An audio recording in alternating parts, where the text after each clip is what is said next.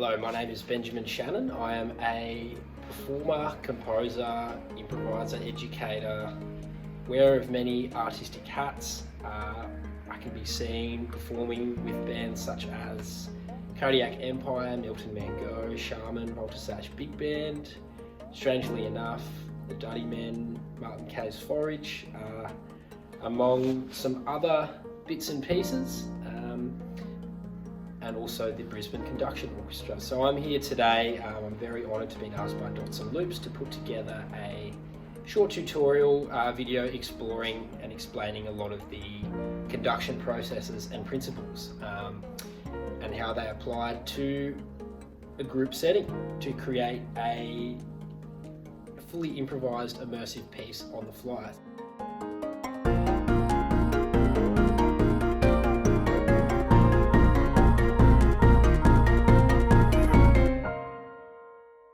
So this is something I'm really passionate about. I learned about conduction while doing the Banff International Jazz Program in 2017 under the tutelage of Taishu and Sori. This is something that left a profound influence on me. I'm just going to read some brief excerpts from The Art of Conduction, a conduction workbook compiled by Lawrence D. Butch Morris, edited by Daniela Veronesi. Humans play with sound. It's one of the unique and defining activities of our species. The possibilities of what comes from such play are infinite, but any notable result is a balanced integration of imaginative freedom and skilled control. Those precepts underlie the music of Lawrence Douglas Butch Morris, especially his lexicon of hand directives, signs, and gestures, devised and refined for creative compositional utilization in group improvisations, the practice of which Morris calls conduction. That lexicon is the heart of this book, The Art of Conduction, Morris's meticulously planned and detailed instructional legacy. Conduction emerges from what seems to be a basic need of people who want to make up music as they go, improvising, rather than labouring to reproduce what someone else has already written. The dream of improvisers, the very ideal of improvisation, imagined ever since the emergence in 1958 of iconoclast Ornette Coleman, and even back to the days of Buddy Bolden, as within the grasp of jazz musicians, is that beautiful, rich, multi-part music can be created whole cloth, spontaneously, by suitable attuned individuals with no or very little preparation. And in addition to that, I should add that also with individuals having no or very little preparation, having no preconceived ideas or notions on what they want to do. So the whole idea of bringing people together for a collective sound, a collective output, irrespective of their backgrounds, experiences and such. So it kind of breaks down a lot of the boundaries between what a musician or an artist is. And I really love that. It doesn't matter if you've studied or you haven't, or as long as you have open ears, open heart, and you're ready to offer up what you want to offer to the group, come along and have a play. It's a mad time. Continuing on. Yet in reality, meaningful group improvisation is only possible if the whole cloth's constituent threads are indeed woven together, typically on a loom of tradition or some other agreed upon framework. It's all a question of organisation, whether or how improvisers, that's a nice word, improvisers systemise themselves. Some principle must serve to unite individuals towards collective goals. And this is what Morris offers with conduction, which preserves, as well, the freedom of the collective's every individual. Now I'm just going to read the prefacing statement to Chapter 2 of The Art of Conduction. Conduction is the practice of conveying and interpreting a lexicon of directives to construct or modify sonic arrangement or composition, a structure-content exchange between composer, conductor, and instrumentalist that provides the immediate possibility of initiating or altering harmony, melody, rhythm, tempo, progression, articulation, phrasing, or form, through the manipulation of pitch, dynamics, timbre, duration, silence, and organisation in real time. So I hope you enjoy this instructional video. I'm just going to rock back here for a little bit before we kick into it. Hello again. I'm going to use my improvisational guinea pigs here, Andrew. Let's see if I can point to him in reverse, and Zach. So with Andrew and Zach, I'm now going to explore and explain numerical cues pertinent to the conduction process. Each of these numerical cues is generally prefaced by a dynamic instruction. This meaning really quiet, hands sort of halfway up on my body, meaning a medium kind of dynamic, and this meaning very loud. And generally how I control the volume once the cue has been passed on to an individual or a series of people in the group is that I will sort of use my arm as a fader up and down to bring the volume of said cue up and down. And there's much more conduction lexicon that is available, but for the purpose of this video and keeping it short and instructional, we will just be working with the main numerical cues that are generally used. So yeah. So the first cue, number 1. So whenever I preface a cue, I always instruct it, whether it's 4 or 5, 7, 8, whatever the cue is. The cue is always on the baton. It's a very important part of conduction to ensure that everyone plays together and collectively and cohesively and is following the conductor. So the first cue I'm going to give is, and again, the numerical cue appendix will be attached to the video, but the first cue I'm going to give is 1. Now 1 means to explore long sounds, and the improviser will process that cue how they see fit and make musical decisions based on whatever the current, I guess, the musical environment is in that performance or rehearsal or whatever the context is. So I'm going to give Mr. Andrew here, number 1, and I'm going to preface that cue with a dynamic instruction. So he's going to play long sounds that are quiet on the cue of the baton. Now with number 1, numerical cue 1 and numerical cue 7, they are the only 2 cues in which they are actually performed on each strike of the baton.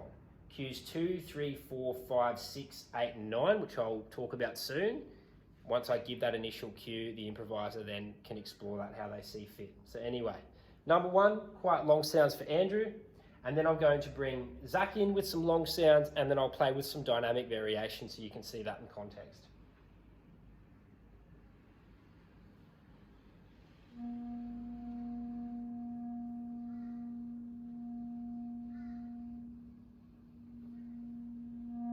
So Andrew is still continuing the number 1 cue, long sounds. I'm going to bring Zach in now with quite a loud dynamic instruction on long sound. If I wish to cut an improviser off at any stage, point to Andrew, cut him off. Now I'm going to bring Andrew back in with a really loud long sound.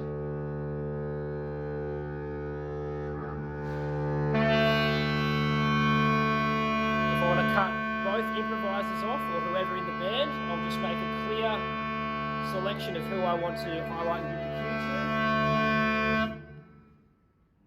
So as you saw by that short demonstration there, we spoke about how to convey a command and how the improviser process that and the musical decisions they make. It's up to them.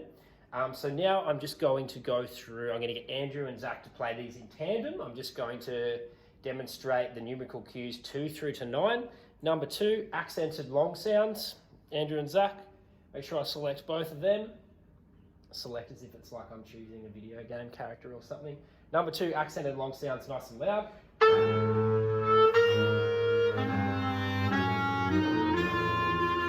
Number 3, trills. I'll get them to play some quiet trills. Quiet, 3. Number 4, staccato, loud staccato sounds. Number 4. I'm sort of instructing them to explore this command how they see fit.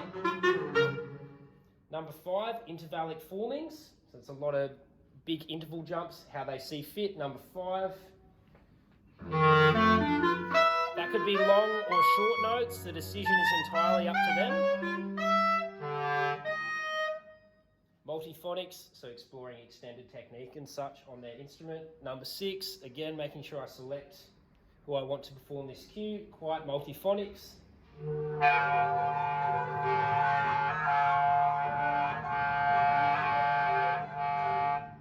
Number 7, short attacks. Like I prefaced earlier, number 1 and 7 are on the cue of each individual baton hit. So number 7, short attacks, nice and loud.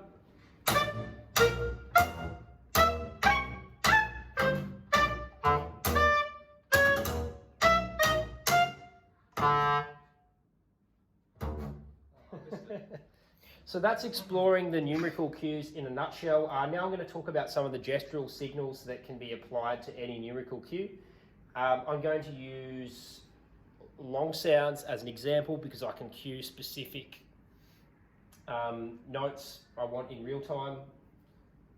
And to accompany that, I'm going to explore the gestural signals. So the first signal that I'm going to talk about is the U shape. The U shape means to repeat the idea of an individual or a subsection of the orchestra or ensemble. So if I give Andrew a long sound and I want Zach to repeat that, I'm going to put the U, I'm doing this in reverse here, this is quite snazzy. I'm going to put the U onto Andrew, and then Zach will repeat that command, or he will explore Andrew's command and try and copy that in a way that he seems fit to support the musical environment. So I will give Andrew number 1 quietly. I now wish for Zach to copy that command. I'm going to put the U onto Andrew so he knows he's copying his command. So that is a long note, and Zach's going to make the decision to accompany or support that idea, or maybe not even support that idea. It's his way of processing that command, of copying that idea. So Zach begins copying that idea. Now the next gestural signal I'm going to bring in is bringing dynamics up and down.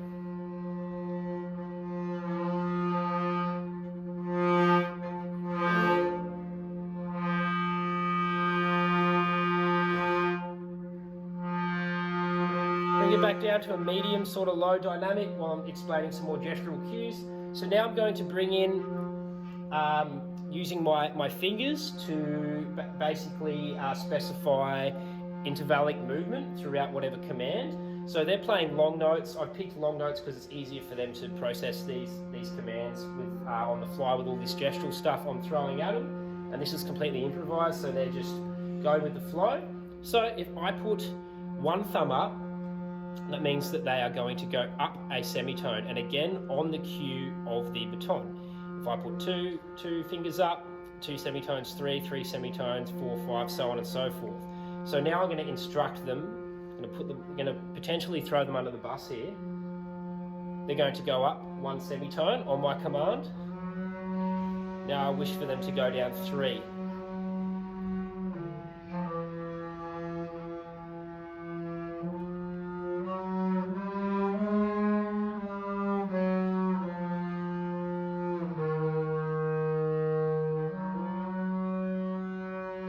I'll stay with that idea. If I wish for them to break out of that idea somewhat and explore that how they see fit, so they'll still stay in the confines of that idea somewhat, but they might explore it, make it a bit free, add more rhythms in, that kind of thing, I will give them this command, and that means to just take the idea and run with it and see what they want to do with it. So I'm going to instruct that just on Andrew now. So I go like that to him, basically asking him for more and to develop the idea. If I want more and more, I'll keep asking for more. And if I want him to settle on that idea, I'll sort of just let him know I'm enjoying that musical decision.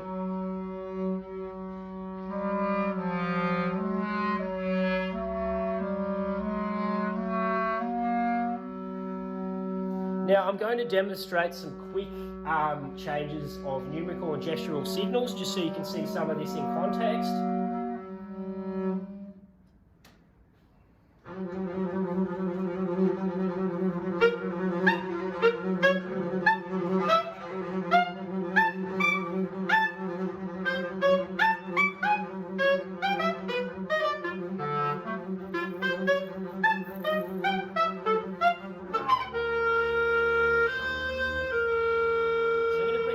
dynamic down a bit now. They're going to continue that, and I'm going to introduce the whiteboard. So the whiteboard can be used to convey an whole series, many series of different, basically essentially whatever you'd like to convey. So you can make it as concrete or as abstract as you wish. I generally like to mix it up. Sometimes there's a bit more of a narrative when we're performing. Other times, not so much. It's a bit more out there, I guess. So I'm just gonna, and again, this whiteboard is in reverse, so I'm gonna write the word up. They don't know what's happening. So let's go. So that says car. So they shouldn't know this, but what basically happens is I want them to make some car sounds. They're going to process this command on the cue of my baton. They're going to sound like Bathurst / Mount Panorama.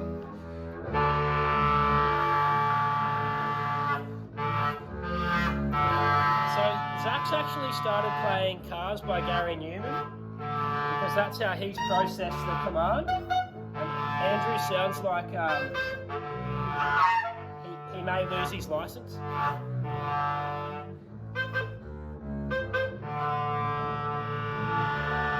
For a completely different change of pace, trees.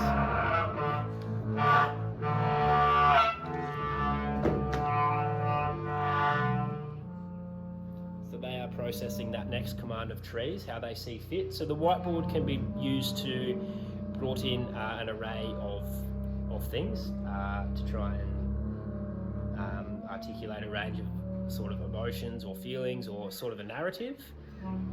So I like using the whiteboard quite expressively, and with a bigger orchestra you can have subsections of the group performing different commands, so you get this multi-layered kind of approach to conduction happening with, I guess, little pieces or things happening within the overall piece.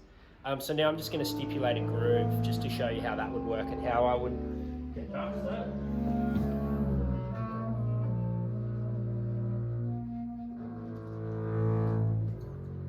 So I'm going to get Andrew to continue his sounds, and obviously you don't narrate this in real time and let them know what's happening.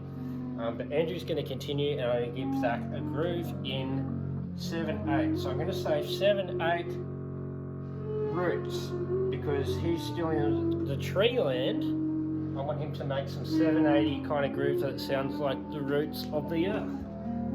So Zach's going to process that. Andrew's going to continue. I'm going to give him 2 bars of 7/8, and generally I'll keep my palm up. 5, 6, 7, 1, 2, 3, 4. So when I put my palm down, he knows that he's ready to enter and start the groove. 6, 7, 1, 2, 3, 4, 5, 6, 7. So with that groove, I can give him additional instructions so that if I want him to slow down or speed up. So Zach's going to keep a close eye on my baton, and I'm going to dictate his tempo. Also, I now wish for Andrew to copy that cue, so he's going to start grooving. 5, 6, 7. Zach's going to be watching the baton for some speed changes.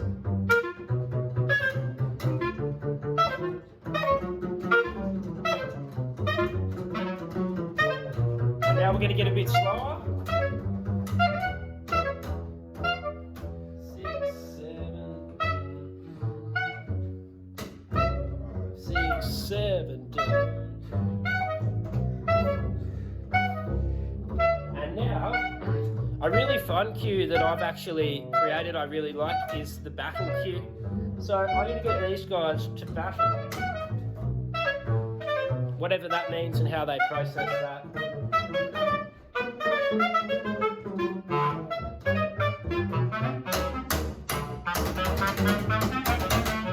Now, another cue I like to explore, I'm just going to bring them down a little bit dynamically so you can hear me, is the memory cue. So this is really good to capture subsections of the performance or of the improvisation. So I'm going to collect whoever it is in the band, I'm going to instruct, I'm going to put my pointer finger on my temple and instruct a number 1 to them. So they're going to remember this memory, remember this musical passage, and then we will return to that at a later stage in the performance. So now I'm going to break out of this, a completely new cue. Give them some long notes really quietly.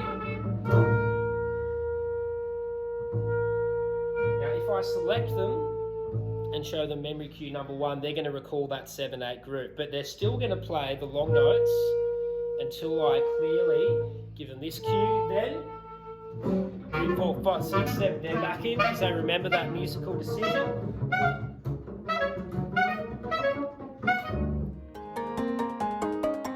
Now Andrew, Zach and I will be demonstrating some of these conduction principles in a short performance.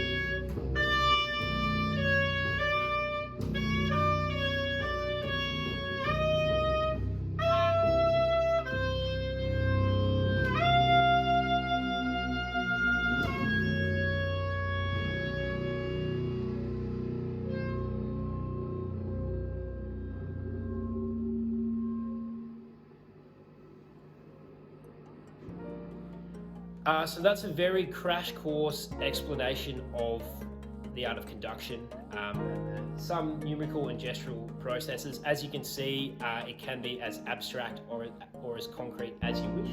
I hope you've enjoyed this video. The Brisbane Conduction Orchestra is not rehearsing as such recently due to COVID and that, but we'll be looking to get back to a fortnightly rehearsal schedule soon. Anyone is welcome that is easygoing, happy to adapt to any ideas, and inclusive of everyone and all backgrounds and that kind of thing. So keep an eye on the Brisbane Conduction Orchestra Facebook page. Really like to thank Sakrewski and Andrew Saragossi, dear friends of mine, for helping out today. And I just want to thank the Dots+Loops team for having me, for joining the Dots. I've had a blast filming this, and keep an eye out for more conduction related things happening soon. So cheers.